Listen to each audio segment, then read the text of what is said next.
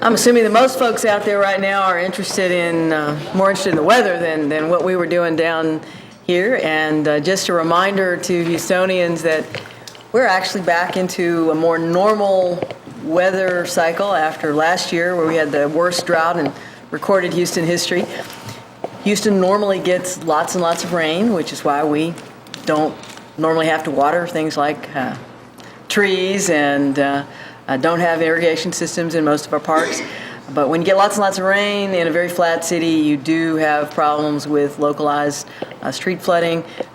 So I know there's been warnings across the city today coming from the west. And so whether you're in Aldine or Alief, whichever way the weather system is headed, make sure that you remember some simple tips like turn around, don't drown. We do put flood gauges under a lot of our underpasses where deep water tends to collect, and for some reason we get folks from other parts of the country that don't know what a flood gauge is. If you see something that looks like a very large ruler on the side of an underpass, those numbers mean how many feet of water is in the bottom of that underpass, and don't enter anything that looks like maybe deeper than a few inches.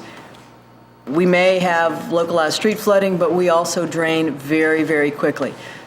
Pulling your car to the side for 30 to 45 minutes is a lot better than the aggravation of your car stalling out and you having to have a big repair bill, or the tragedy of someone driving into a flooded area and drowning. Now, I started off today's council meeting with a discussion of a bond election for the city this November.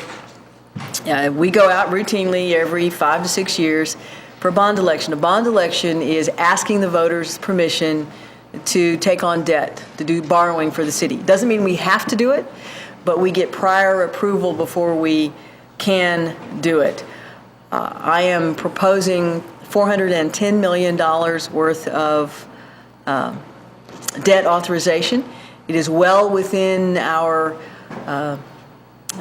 debt model, our capacity. In fact, we do have some headroom in there. I'm leaving some headroom in there. I'm doing this conservatively. I know that we have more than $410 million worth of needs across the city of Houston, but everybody is still watching the national economy, and we want to make sure that we have flexibility going forward and that we're not tying up every bit of spending in the city of Houston.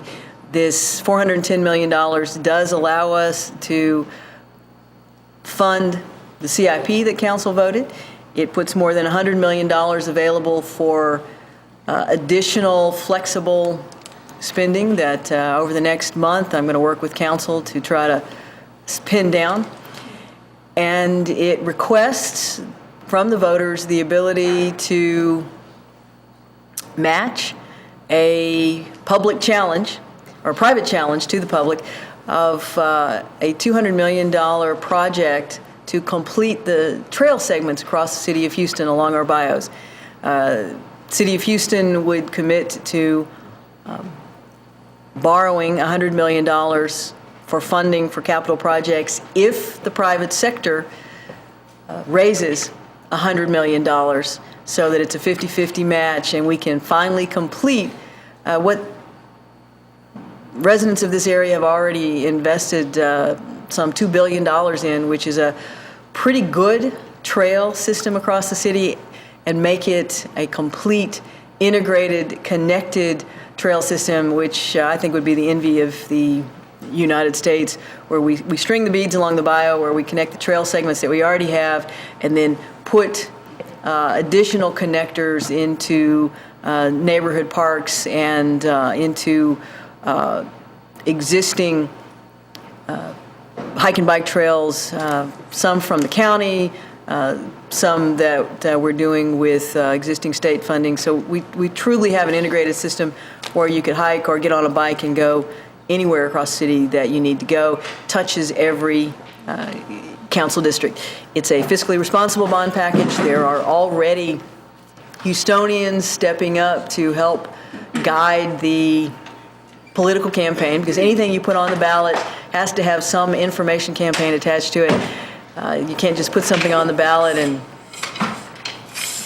voters just stumble over it when they get there in November. We're going to be talking about a vote for city bonds, and I know that the Bio Greenway Initiative folks who've committed to raise the private sector money are going to do an independent campaign talking to voters about the what they're calling Parks by You proposal.